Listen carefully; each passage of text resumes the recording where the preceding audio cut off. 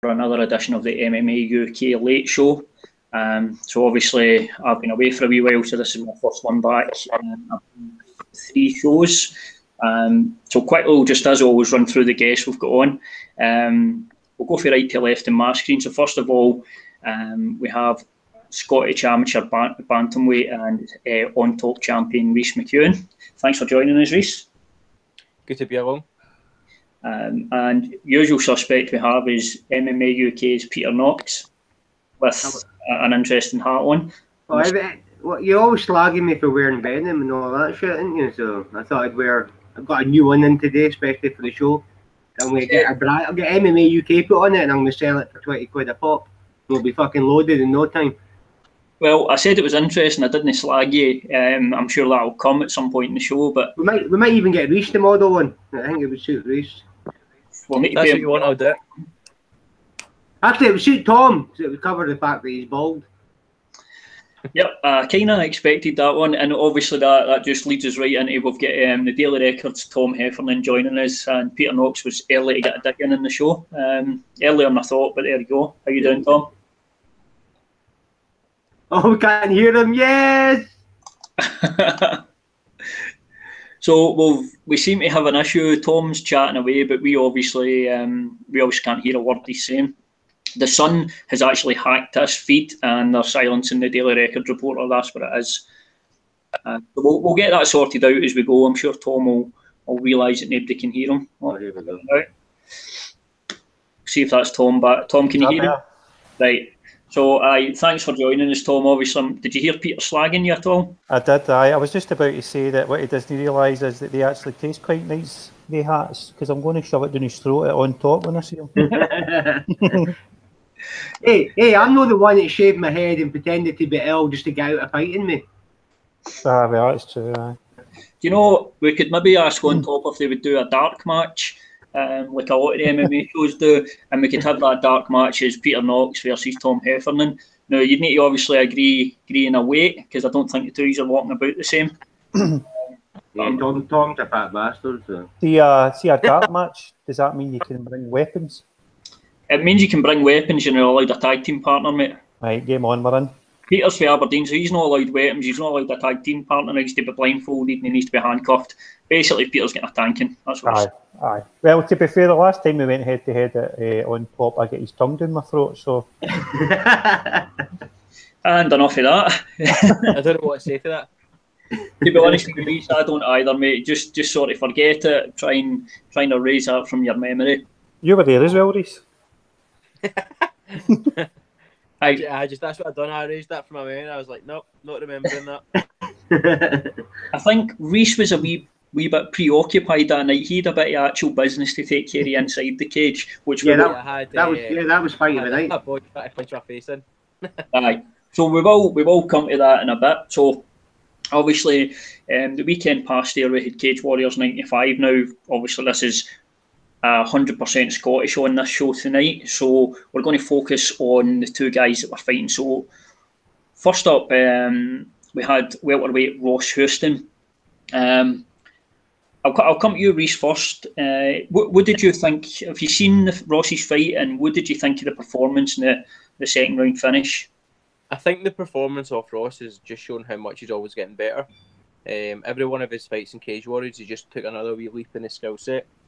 And both, I know you talk about Paul, but both him and Paul are like flying the flag well for Scotland, and I think like for both of them, like their next fight should either be a number 1 contender shot or for their belt.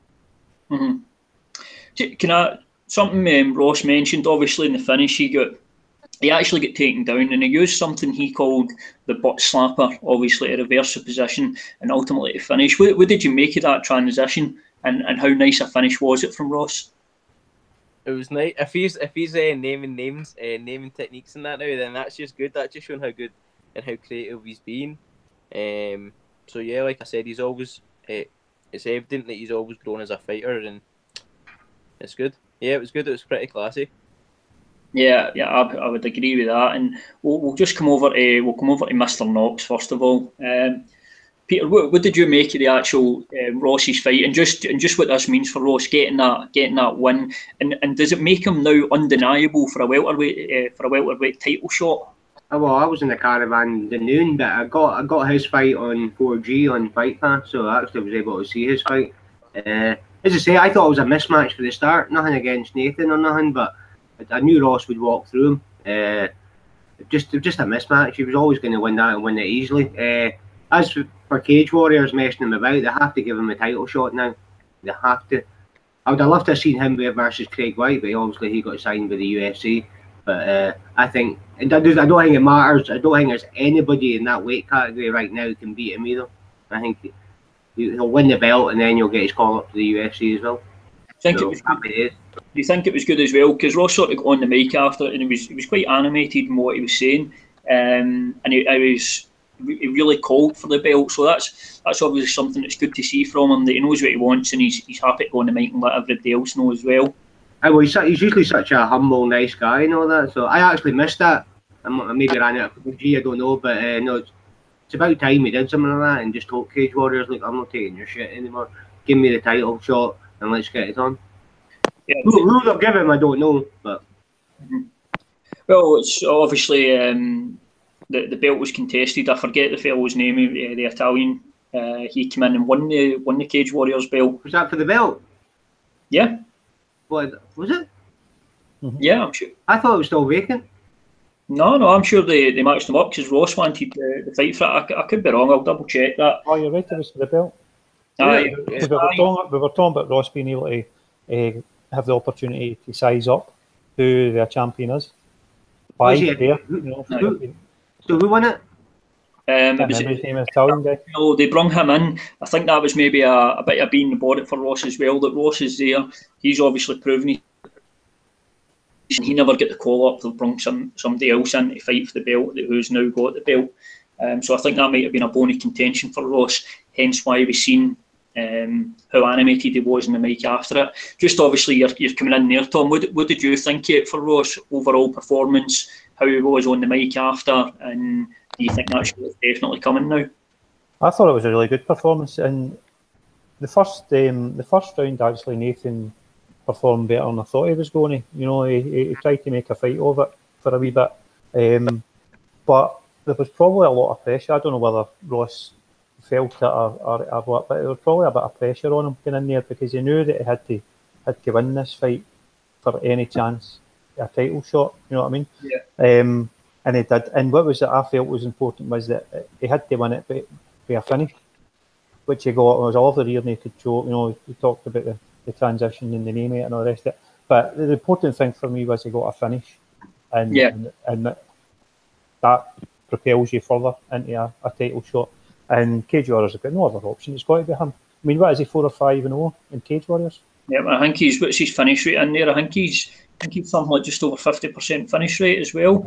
I mean, some UFC fighters are getting title shots after 4 or 5 fights. You know what I mean? So there's no reason whatsoever why he shouldn't get it. He's got to be next. And just while we're talking, you've mentioned the UFC a bit there. I'll come to you as well with this, Reece. Do you think getting that Cage Warriors belt, then that's basically that belt almost? It doesn't guarantee it, but you're almost a certainty then that the next progression is going to be the UFC. Whether you might have to defend or not, or you might win the belt and automatically go. Do you think as well that plays a big part in why guys want to get to that Cage Warriors belt? That's for you, Reece. Yeah, definitely. So I think, see, when you're a Cage Warriors World Champion, and whether you've defended the belt or not, see, once you reach that stage, you're already 1 or 2 fights deep into your UFC career.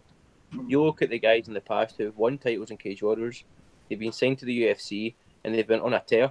Like, look at Stevie Ray, look at Nathaniel Wood. Like, these guys won world titles in Cage Warriors, and when you've got to that stage, that's been a hard road to get there. You've beaten top world-class opponents. They've just not been in the UFC. Yeah. So you've just no title. Aye. And I think as well, we've heard a few people say that the level in Cage Warriors, especially at the higher end of Cage Warriors, the level for there when you enter into the UFC, there's no massive difference, if any at all. No. I think that when you get signed for the UFC, see up until about your third, fourth fight, see all those opponents that you fought. I actually think the opponents that you've had in Cage Warriors are a wee bit harder, because the road to get to the UFC if you're a European fighter is so hard, whereas like some American fighters get it a wee bit easier than us European guys. Yeah, absolutely.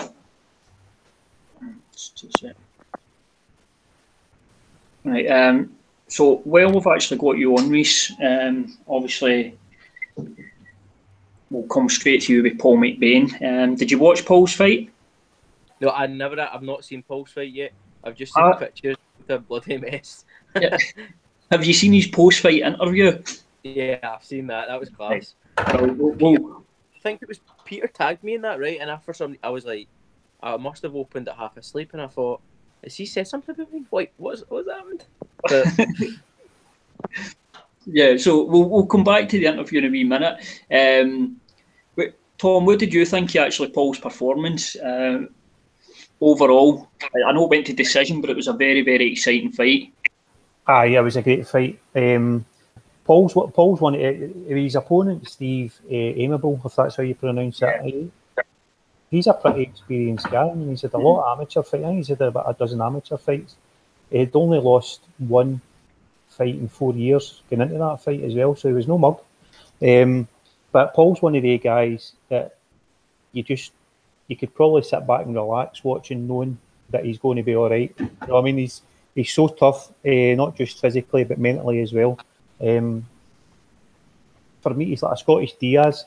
You know what I mean? He's just one of the guys that's mentally tough, can stand there, he just loves fighting. I think I kind of said that as much as that in his post-fight interview. But it was a great performance. He stood in the middle of the ring and the two of them banged away for the 15 minutes. The unanimous decision, I think, was the correct one. And I think Paul has now put himself in a position where he's probably a fight away for a title shot. But there's no champion there at the moment. He handed the title back. I think he's away to the UFC, isn't he?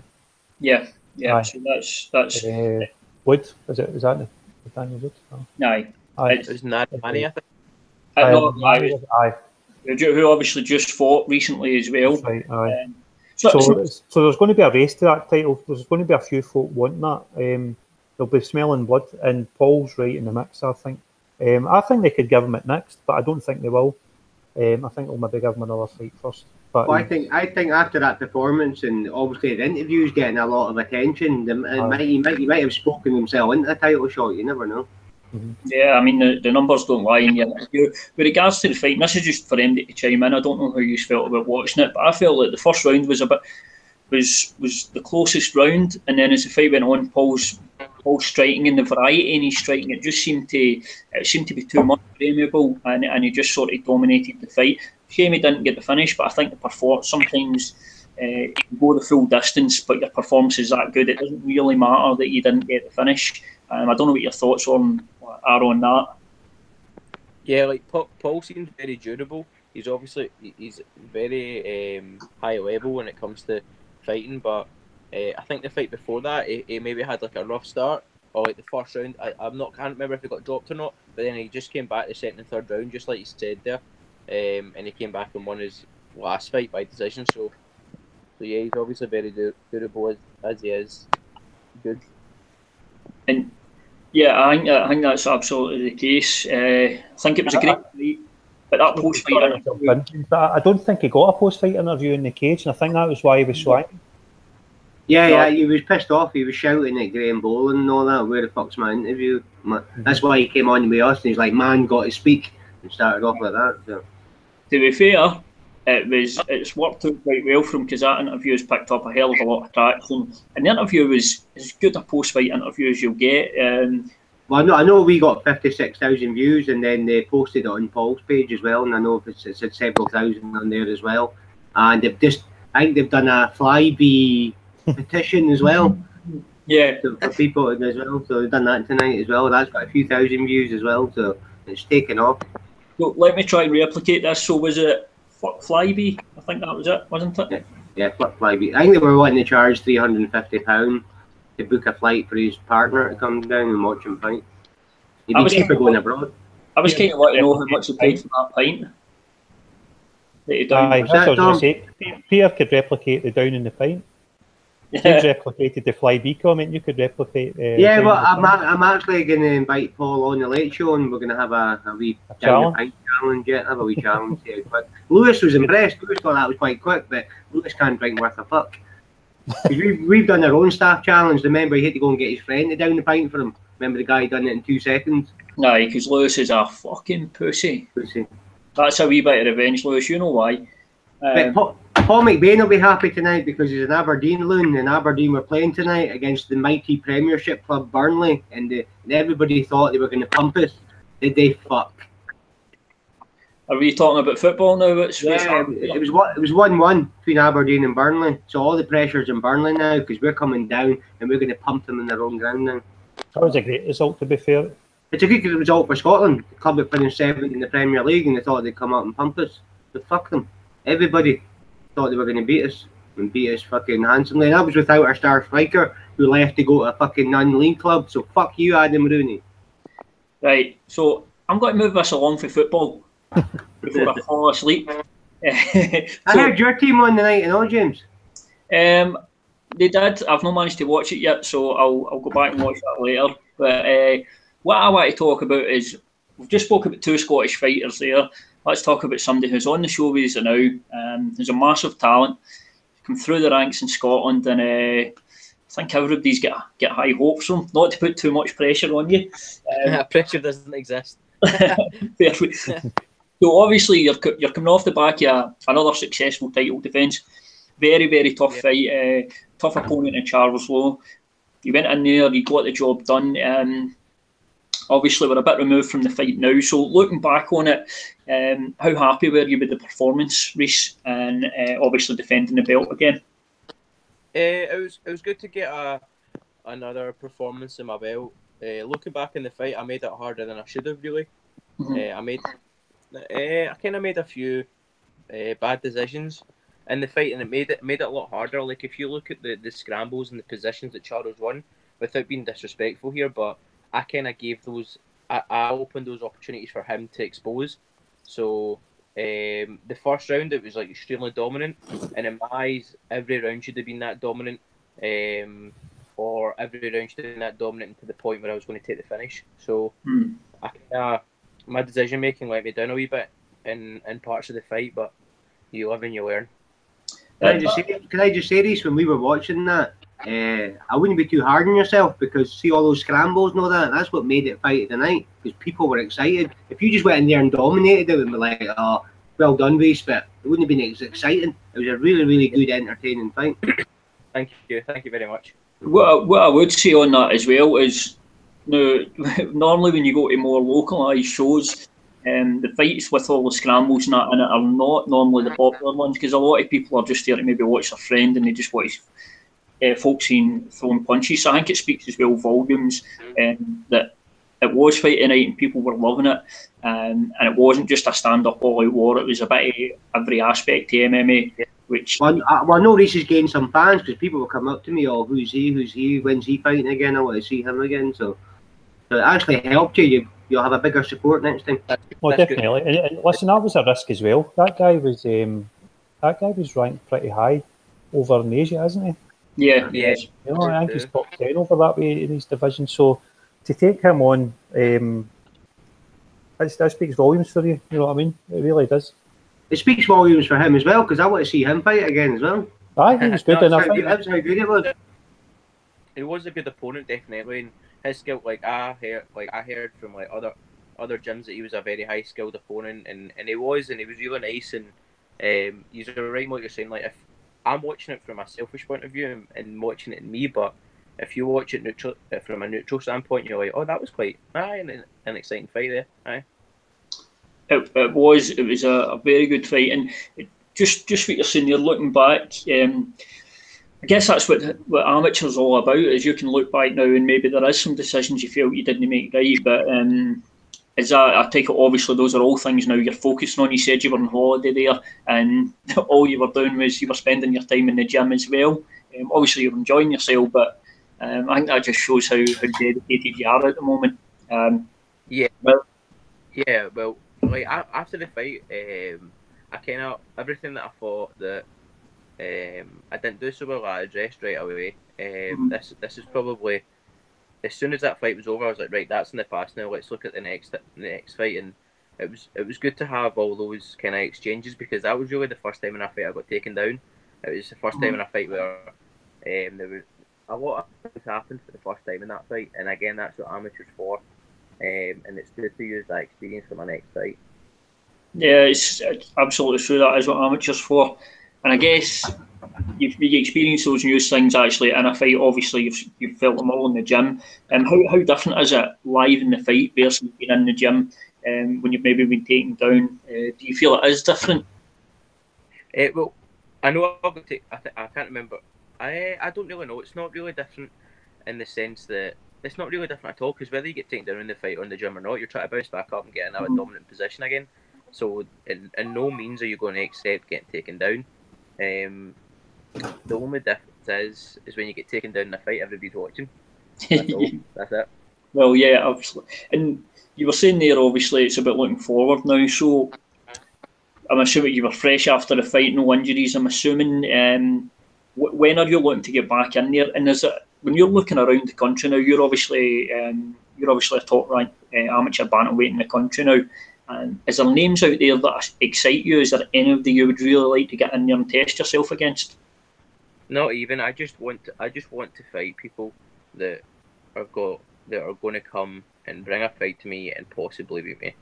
Like I just want guys that are more experienced than me and they're dangerous. That's all I'm looking for.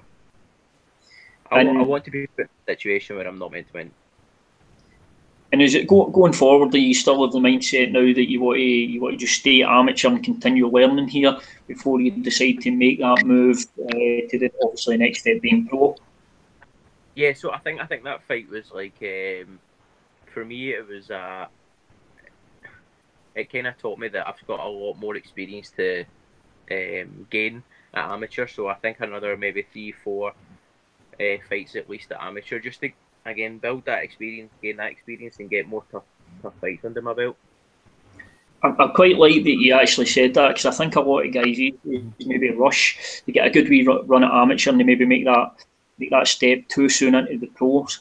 So it's quite good to hear that you're just kind of sort of thinking about staying in the amateurs just to gain more experience. Absolutely, I was actually going to say that as well, James. I think some fighters out there, talented as they might be, do tend to rack up a nice undefeated amateur record and maybe some knockouts and submissions and things like that, and then think, you know what, I'm going straight into the pro ranks.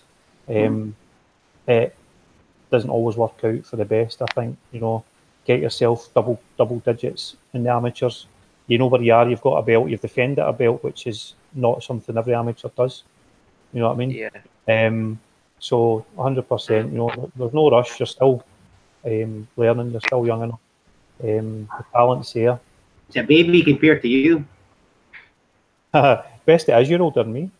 You're sitting there with I know. Stupid. But I'm not the one that shaved my head because I'm ginger. Listen, we're all fucks that are on this apart from these, so let's just get that right now. Saying that, one of the arguments is there's not much difference between being an amateur and a professional now because the standard's that high as well. Well, I think the only difference, I made a reference to this a wee while back, but there should be no difference in my mindset. Like, I'm a professional that fight in amateur rules. Yeah. So I conduct myself like a professional, and I'm a professional with everything. The only difference is that I fight 3-minute rounds and I'm not allowed to elbow or attack in submissions. When I go for my first pro fight, it's a matter of extending my skills and extending the tools that I've got, and I get longer rounds, which is actually going to suit me even better. So, Reece, what's your preference? Because obviously you're the on-top champion. Do you see yourself just fighting it on top for the next 3-4 fights before you go pro, or do you fancy going to another promotion, winning another belt, or even going down south and having a couple amateur fights down there? I'll fight anywhere. Like, honestly, anywhere that offers me a fight. The good thing about on top is they're trustworthy in Scotland. Like, I can look to them and be like, yeah, I want a tough fight, and they're like, right, we'll go out our way and we'll get you a tough fight. There will be chances to like fight down south as well. Of course, fighting K1 again. Like I'm not going to shut off any promotion really. As long as it can get me a hard fight, I'm game to fight it. I think as well, just for something obviously you're saying there isn't a massive difference in terms of skill wise between amateur and pro. What there is with amateur as well is, like Reece said there, Reece went and won that fight there. But what Reece also learned is Reece learned there was maybe a few things again that his decision making that he wasn't happy with. So you can stay in the amateur ranks and you can address those things. And some fighters move from amateur into pro, and the pro suits them better. Like you were saying, Reece here, the longer rounds. Some guys get to unleash those elbows and have vicious elbows. I think Chris Bungard was a good example of that. Moving from amateur to pro, I think the pros suited Bungard a lot better than the amateur did, because he's got really good elbows for the top. That's plus he trained full time. Once he went full time, that made a big difference. Yeah, absolutely. I think we could all be safe to say is, I know myself personally, Reece, for looking around and paying a lot of attention to this, especially the Scottish scene, I think you're definitely somebody that people look at that have got a bright future in the sport if you continue doing what you're doing. I certainly feel that way anyway, and I'm looking forward to seeing you back in there again. Hopefully I'll be cage side again. I've got a wee question for you, Reece. Obviously, at some point you're going to look to progress professional and move on to a bigger stage. Do you have a preference, whether it be Cage Warriors, BAMA, ACB, Bellator, any of these other sort of divisions, if you like, promotions that are just under the UFC level, maybe a feeder for the UFC? Would you be happy to go to any one of them, or do you have a vision that I'm going there? I'll go anywhere that again it will offer me the challenges, but my heart's set on winning a Cage Warriors World Champion. A World Championship. I want a Cage Warriors World Championship before I go to the UFC. The goal of mine. So if I had to pick one, it'd be Cage Warriors. Does that piss you off, Reece, that they don't have a Cage Warriors Academy up here yet? They've got Ireland, they've got England and Wales, and they seem to be having this little tournament, and Scotland's been left out. Not really. Not really at all. Like, they might just not see. If you look at Scotland have got pretty good promotions right now. They've got On Top and Headhunters who are kind of going back to back all the time. So it might not be. They might not have considered it, or they might not think that it'll be successful here, or they might think that they might need to go in partnership with one of those promotions. That's what they usually do. That's what they would do. They team up with Headhunters or On Top. That's what they've done with all the other ones. They might see if it happens, and that'll be great. But no, it doesn't really annoy me, because I've had the opportunity of fighting on those shows down in England, and again that's kind of a wee bonus. So maybe it might take I might take that away from me if it's in Scotland, because it's easy to get to. It might not mean as much. And just before we move on, obviously you've got stuff going on at the gym, Reece. I believe it's entry level for a course for beginner MMA. And you just tell us a wee bit about that, and maybe where, if anybody that's interested in it, where they can go get information and join as well. Yeah, so the Grip House are starting a 5-week fundamental course that is purely focused on beginners. This will be starting on Monday the 23rd of August. Like I said, it's directed at people who have got no experience in anything whatsoever. A lot of people are kind of don't want to join the gym to train because they're scared of, I don't want to hold anyone back, I've got no experience, or whatever your reason may be that's holding you back. This course is perfect for you, whether it be to get fit, to start the sport, or maybe to eventually compete in the sport. Like I said, this course is great. So it starts on Monday the 23rd of August at the Grip House. You'll get, over 5 weeks, you'll get 3 sessions per week.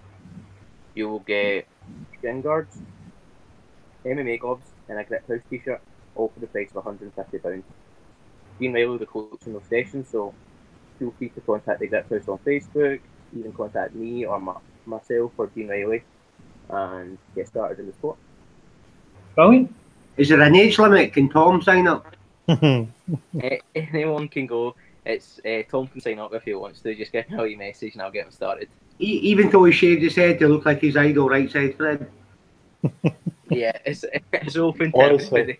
that guy's sitting there trying to be cheeky, looking like that. You know what I mean? What are you talking about, mate? I'm taking this serious. Like Reece says, even though he's an amateur, he trains like a professional. I'm the same when it comes to MMA UK. I'm professional, Tom. You're taking the piss here, mate. I take that back. You're nothing but professional. Aye. This course is, I know I'm kind of going on a bit, but this course is amazing because it's genuinely, I think MMA is a life-changing sport. So we've had people that went through this course and they've went into classes and they've been familiar with what's going on in the class and they felt like they've accomplished something coming out of the course. So they went into classes and they felt confident going in. They're not worried about. They're familiar with their surroundings. Jamie McGlinchey, who just fought and on top, that last show, he came through that beginner course. So if you want to go and compete long term, like again, this course is great. If you want to just start and be a casual trainer, this course is great for you. So I really, really highly recommend it. Yeah, and just while you mentioned Jamie there, just to let him know, we will have an interview coming up with Jamie McGlinchey. It'll be on Facebook Live. We obviously spoke to him post-fight at On Top, so we'll be chatting to him ahead of his next fight against Warren Killenback from SPG Inverness. So just a nice segue there, and I think you're right. It's definitely life changing for a lot of people. I know you've spoke quite openly about when you started training, obviously how much that helped you, Reece. So. How do you enjoy actually coaching people, seeing them coming in, knowing that was you at one point?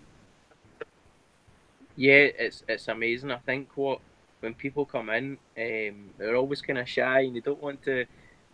Everybody kind of thinks they're rubbish to start off with, and then when you see the the confidence grow and them getting happier with it, they're picking things up, and you see like friendships being made, and being at coaching sessions or helping to coach sessions is really.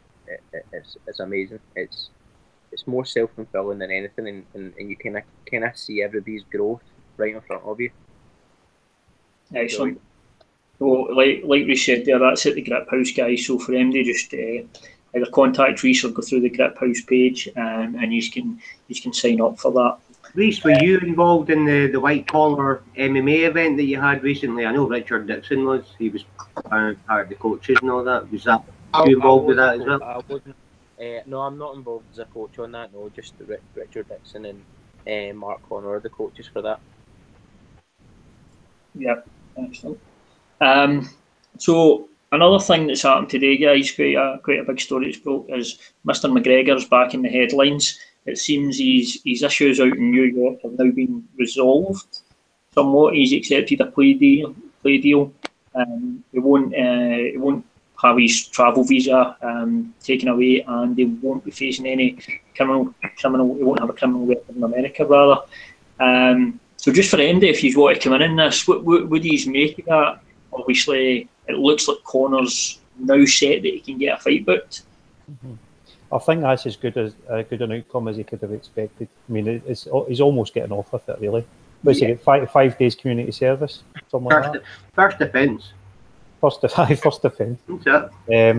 But it's pretty convenient that the guy's a cash cow and a big star and worth a lot of money. So I don't know if the average Joe in the street would have got the same leniency. Well, maybe the part of the deal was, as you said, we'll be lenient if you have the fight in New York, but that'll bring them in a lot. Initially, we've seen that on social media. In fact, I think it was in the last week that it was alleged that McGregor was refused a fight license in New York. Yeah, he was. So that might have changed now. Yeah. Well, what I'm hearing is New York's too soon, and it's going to be Las Vegas. But when is New York? Is that the October fight? I think so. No, it's in September. September. Mm-hmm. And Las Vegas is November. Aye. And obviously, there's still, I know probably Russia's not going to happen as well. But obviously, there's 3 guys that's probably sitting at home today and quite happy, and that's Michael Chiesa, Ray Borg, and I can't remember the other gentleman's name. I'm assuming they're all going to get a nice wee payout, which obviously a lot, even UFC level MMA fighters, really can struggle financially. This What's that? I wouldn't be surprised. That was I part wouldn't of be the deal. surprised. Everything was dropped if he pleaded guilty. So I'm guessing he's. This is just a personal opinion, but I think there'll be a wee envelope passed over. one Off the radar. Sorry about that, mate. It got out of hand. Here's a wee sweetener. Thanks very much. We'll have a just give them a percentage of the Conor Khabib fight when it's done. I don't know about that. What do we think then? Is it Conor Khabib? Is this the biggest fight in UFC history? Do we think biggest pay-per-view for a UFC event? I'd say It so. should be the biggest fight in UFC history, and I think it will be. Sorry, we've got saying there, Reece. Oh no, I would definitely say so. I think Conor's the biggest star in the world right now. Whether it doesn't matter if he fights Khabib or if he fights the next guy to come through from the UFC, people are going to tune in to watch him fight. Khabib's massive as well, so it's going to get the general fans in, and it's going to get not anybody who's not a general fan in because McGregor's fighting. So I think it does over 2 million pay-per-views. Yeah. Yeah, it's. I mean, it depends if they sell well in Russia. You forget the size of Russia. Russia is not a small place. But it won't be pay-per-view in Russia. What's that? It won't be pay-per-view in Russia, will it? People will still be able to buy it. You'll be able to go online and purchase it. No, they'll get it for free like us. In Russia?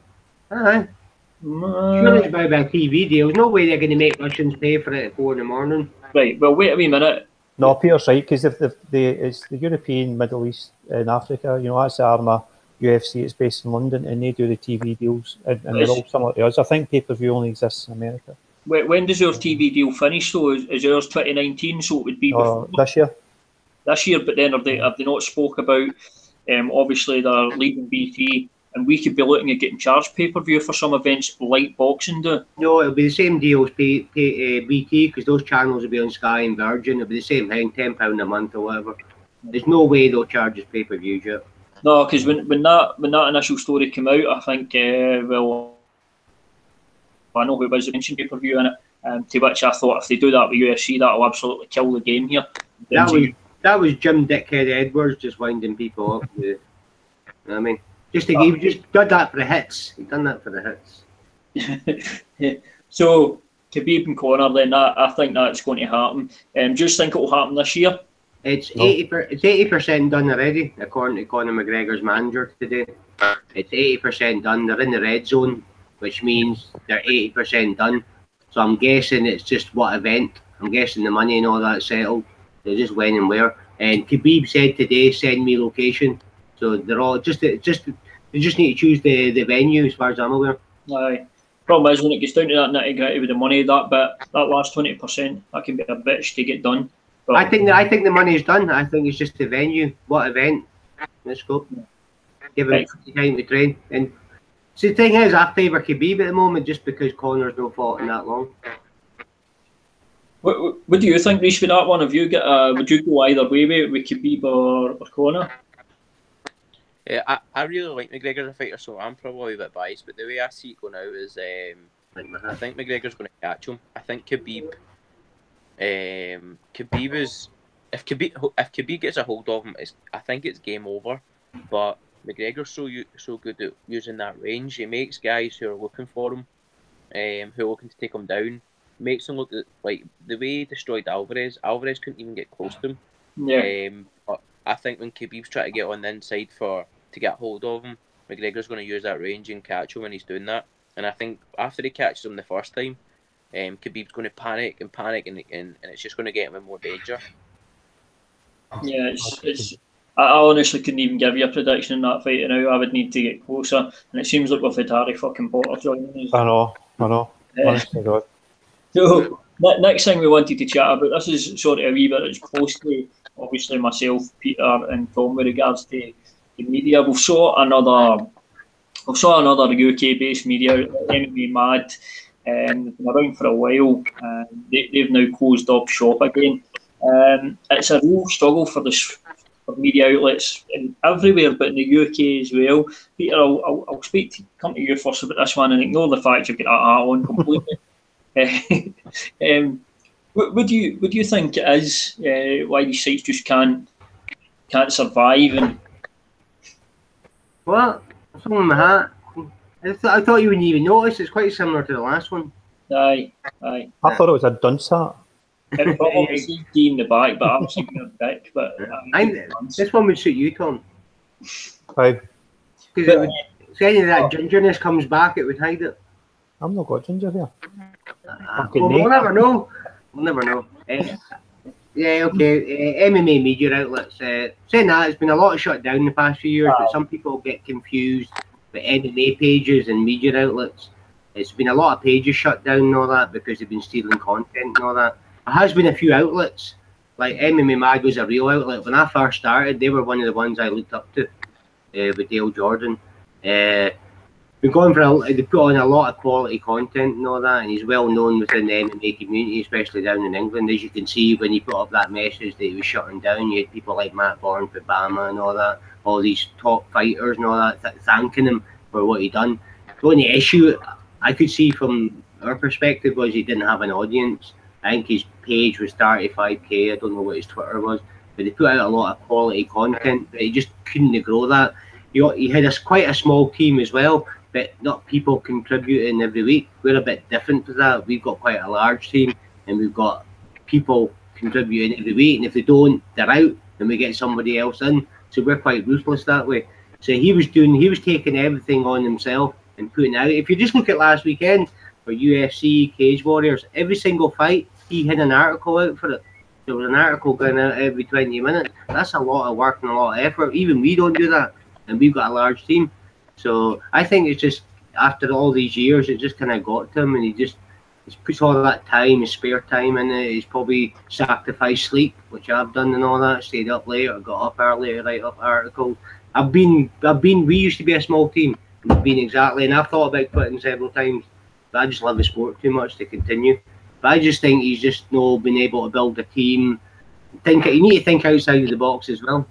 Like, we've got several different pages, like Facebook restrict you. So if we merged all our pages into one page and posted an article, it would only reach 10% of our audience. But because we've got it spread out over 50 pages, we reach several thousand. So I mean, the other thing I would say as well, no, this isn't anything related to MMA Mad. This is just about other people we see, because like, you know yourself with MMA UK, and I've seen it myself a lot, and I'm quite bad now that I don't always talk to people when they first start, because I just think they'll be here one week and they'll be gone in the next. And what I would say is, I removed somebody today. I recruited them a month ago. They wrote fuck all.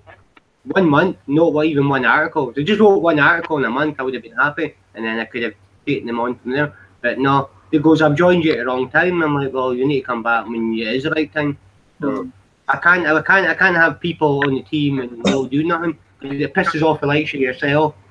I was waiting to say Tom, but he does fuck all and all. No, Lewis and yourself, Lewis, Kerry, who do a lot of work. There's a few other good ones, but obviously you do a lot of the work and stuff. So it's like, it wouldn't be fair on you guys. And the guys that don't contribute, they don't get to do the live events and stuff either. So they don't get to go to Cage Warriors and Bellator and Bama and whatever we're covering that week. Like Lewis, we sent him to Singapore for one championship because of the amount of effort he does. He deserved it more than anybody else, and he's available. So, like yourself, James, if you said to me, I want to go to one championship, they've got a show coming up in Japan, we'd arrange it. And we'd put it over there.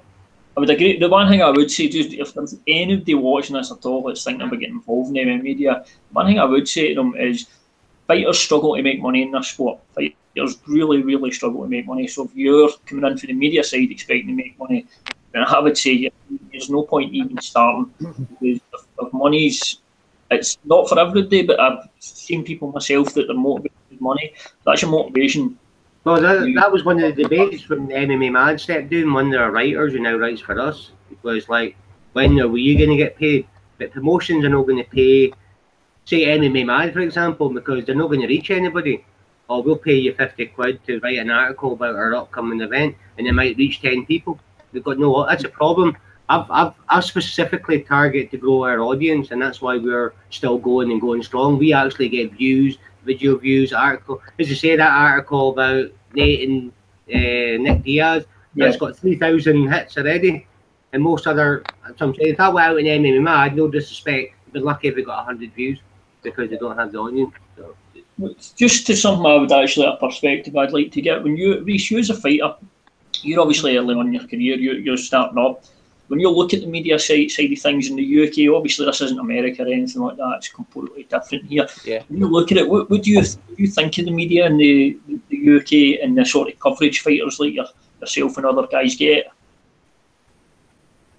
I think it's amazing. Like you just referred to the pay's not that good, so you're doing it from the kind of the bottom of your heart. You're taking time out your night or your time out your day or whenever to kind of promote my life. That's what you're doing. So me, I'm very grateful that you're doing this, because if it wasn't for you, then I wouldn't get exposure and I wouldn't get media training. Really, this is what this is for me. Yeah. Like, I want to be in the UFC, but that takes a lot of media coverage to be at that stage. So right now, you're kind of training me and getting used to being in front of the camera. So I'm really grateful for all your time. Yeah, I think that's something that I know Peter, and I'm assuming obviously Tom would agree as well. Obviously, I'm a wee bit biased towards Scotland. That's why I do a lot of what I know in Scotland. But it's good for us as well, having guys like yourself on. And because we obviously, I know Peter definitely wants to push the MMA scene here and see guys like you go on to bigger and better things. So I don't know if your point of view, Peter, if that's a big part for you, being involved in the media, helping and pushing maybe guys. It could be that just getting more eyeballs on them, if that's one of the reasons you do it as well. Well, when I first got into it, it was like I was started training and I was thinking of having fights and stuff, and then I got ill with my graves, and by accident I got into the media kind of side of things, and I was employed by MMA UK, then eventually took over. But as I say, I got into it by accident, and then I thought at that time there was people were talking about when's the UFC coming to Scotland, blah blah blah. So I ended up helping Robert Lightford and Calderwood, started helping them with their social media and stuff like that. Stevie Ray, Norman Park, doing their social media. So it's basically try and push MMA, but get UFC coming to Scotland and to get into events for free. That was, I don't know why, I thought I'm not paying £30, £40 for a ticket, I'm on for free. So I was a bit selfish that way, but yeah, no, I'm all for pushing. That's why even though we could write about Conor McGregor every single fucking article and get fucking thousands and thousands of hits. But as you know, we do like to push the local scene a lot. And to be honest, when we go on top and do an on top live results article, that gets 5,000 views. It's fucking, I mean, everybody wants to know because it's no streamed live and all that. But as I say, I want to push as much local scene as I possible, because Reece could be a UFC fighter in 2 years, and then he'll get a UFC title shot, and then me, an MMA junkie, could be wanting an interview with Reece. Go, well, I remember MMA UK. They had me on the Late Show with my witch hat, and they were cool as fuck. So I'm gonna get interviewed by MMA UK. Fuck you, junkie. Fuck you, Helwani. Because where is Helwani right now with Reece? Why are they not pushing the local scene? Why? It's like Tom in the Daily Record. When they do push the local scene, they get it wrong. Tom, do you know? Tom, Reece is a champion. Do you know what promotion it's with? It's got to be Headhunters. No, listen, see, in a serious note, right, the threes have hit the nail on the head. Reece, first of all, said this is my media training, and it is, because when you go to the UFC, you don't get any. Yeah. You don't get any media training. They'll say, don't call it a cage. It's an octagon. That's your media training. You know what I mean? Don't call it a blood sport. It's, you know, you get very basic. You don't get media training like footballers get. You know, they get proper media training. What to say, what to say, and the rest. Yeah. This is your media training, and James and Peter have both said it as well. It's about pushing local fight. If you're getting into this for your own ego, you're doing the wrong thing. The only way you should be getting into this is to help guys like Reece and Bungard and anybody else out there that's Callum Urey, anybody else out there that's on their way up. We give them the push. It's not about us. It's not about bylines. It's not about anything else. It's about getting the sport and the fighters to the forefront of people's thinking. If you've got an audience like Peter's grew an audience, use that to get these guys to where they want to be. We're not sitting getting their face punched or doing all the various exercises and shifts that yous are doing to shoes. So yous deserve the push, no us. We're pushing yous and we're pushing the sport. That's the way it should be. MMA UK do a fantastic job. They do better than anybody else. Peter's built a good team. Everybody's passionate. Nobody gets any money for it. That's not what it's about. It's about pushing the sport. I do as much as I can with the record. I'm quite limited with the record, but I've got a huge audience here, and certain guys out there have had a great push off of us as well, and we push the sport when we can, if we can. But guys, it's a shame to see that other side going to the wire, because the effort that these guys put in behind the scenes is phenomenal. You know what I mean? As you said, Peter, sleep deprivation, maybe sitting doing articles when you should be taking your way into the swing park and things like that. You know what I mean? This is all the stuff that goes unnoticed. Well, I was waiting to say there's a lot of young ones coming up through, and we've actually recruited a few, and they've kind of left to go it alone, or they want to write for several different outlets. But they don't realise is these other outlets don't have the audience that we've got. They're trying to build it, so they're kind of holding themselves back. They've probably been better just sticking with us, and we can get them out there. That's what I was trying to say. That's the guys that's maybe looking for a wee bit of fame. You know, are you the guy off the MMA UK? What? No, you shouldn't even know who the guy's name is that writes or interviews his fighters. That's the guys that you want to know. I know Lewis has been recognised a few times around in Wales now, so I can see Lewis going on the big thing. That's one thing we've got, is a good track record, as I say, with people go from us to MMA Junkie, to ACB, to BJ Penn, Yahoo TV, Sherdog recently. Although I've heard they're not paying, so they might have made a mistake there. We'll know in the long term, but I hope they do very well. They left in good terms. But as I say, we have got a habit of pushing people. I can see James has been getting a lot of people messaging me recently with James Hamilton, because he's obviously on holiday for a few weeks, asking where is he. I miss his interviews. We love his Facebook Lives and how he's serious with the fighters, but he has a bit of a joke and a laugh as well. So this might be the right time to say I've had a job offer, and I've accepted it. It's from Babe Station. So I will be starting next week. So my lives will now be at 2 a.m. and I will have no t-shirt on. That's because you're no good. That's just because you've got big tits. Exactly. But listen as well, something I wanted to pick up on.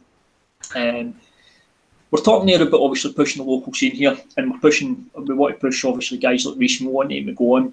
You work for a national newspaper, Tom. Do you feel what the breakthrough that's needed for example, the record to PM? Because it's all focused on football, and that's just the way it is in this country. That's ingrained in the culture here. Do you feel if like guys like Reece, and obviously we'll get Paul, Stevie, Danny, Joanna on the UFC at the moment, do you feel if we're getting more young guys coming through and breaking into the UFC and starting to make a mark, do you feel that's maybe what we need to start getting the national recognition that's required? Because obviously MMA UK does what it can, but it needs exposure. It needs a joint effort for everybody. It needs you guys. It needs dedicated MMA sites, but it also needs us as well. The Sun as well. Evening Times. Everybody. It's not the Sun. It's not everybody. What I'm saying, because they've got a guy that covers it as well, a guy called Aidan. But what we've got now is, for us, MMA is more an online presence. That's where the audience is. It's going to be interested in MMA rather than the printed product. There is an audience there, but lesser of an audience in the printed product.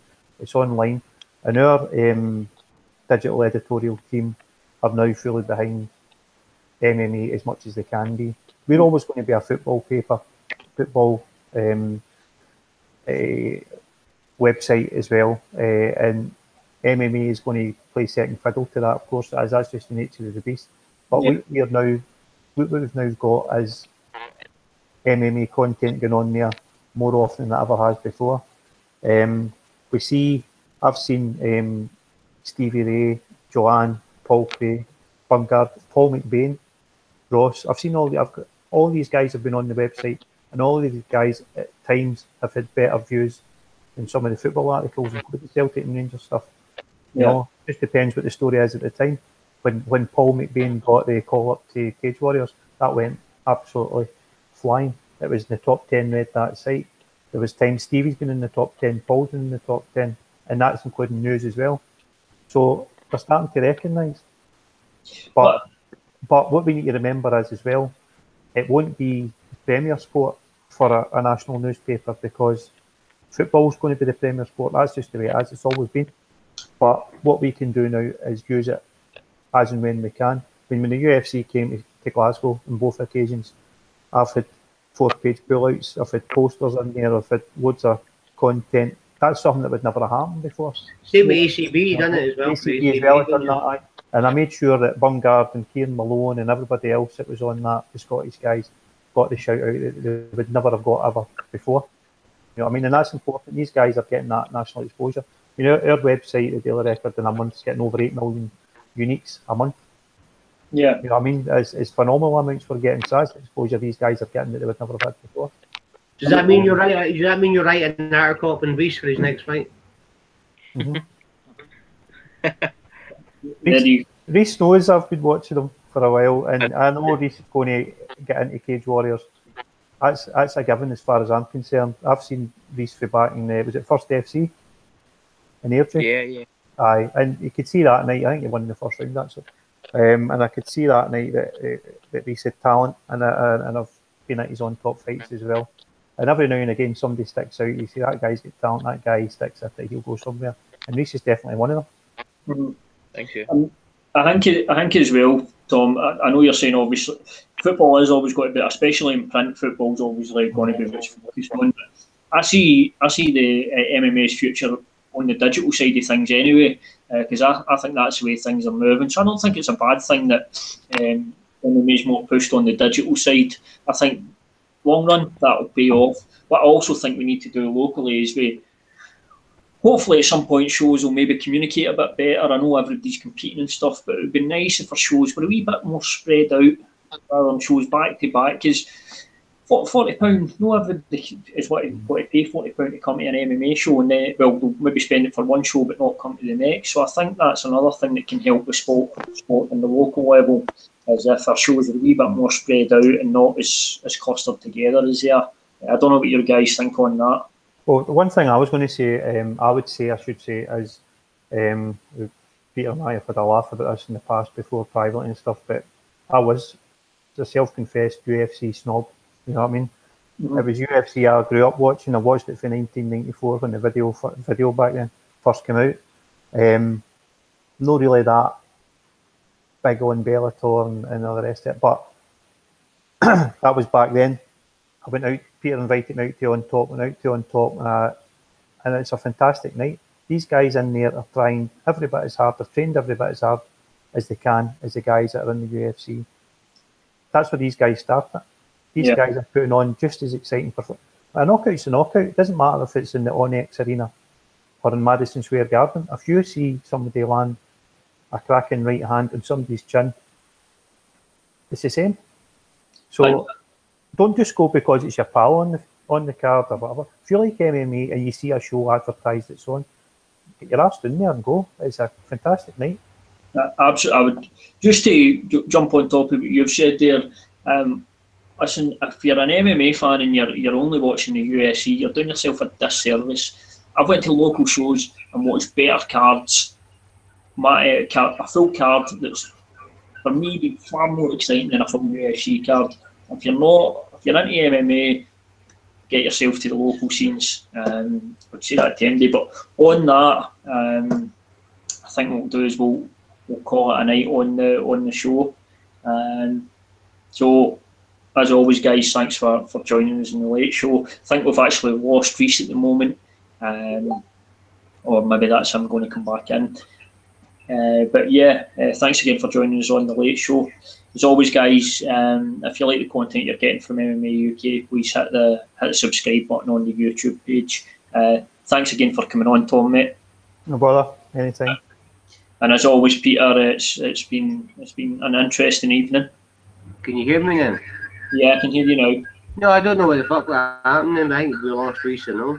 Yeah, we did. We're just wrapping up. Now I'm on twice. Aye. Because I'm so fucking handsome. That's just. What happened to me? But sorry, we're just saying here, Peter, we're just wrapping up anyway. So just saying, it's been interesting again, having you and your variety hats on. I don't know why. At least you didn't get a T-shirt this time. Well, it made a difference between Bad Boy and Venom and Tap Out. So. Aye, so you went for little schoolgirl to full blown wizard. And obviously, guys, we've lost Reese, but I'm a savage. It was a pleasure having you. That's what my kids say. I'm a savage. So That's it for another edition of the MMA UK Late Show. Same time next week, 9:30. I'll see you then. Good evening. Goodbye, rather. Bye.